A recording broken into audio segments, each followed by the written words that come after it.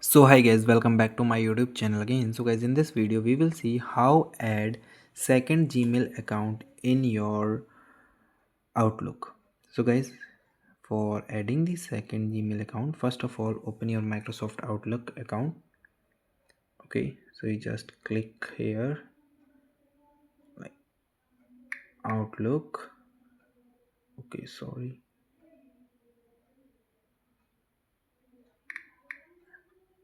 Okay, after guys click here, you go here, tab on your icon, then guys click on the option of setting.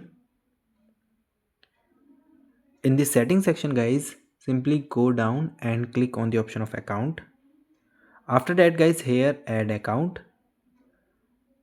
Okay, then guys here you add an email account, add subscription based account. So here is the type of account, so you choose any of the account. Okay, so just click it and here you entered your shared account. Okay, so this is the simple way that you can done.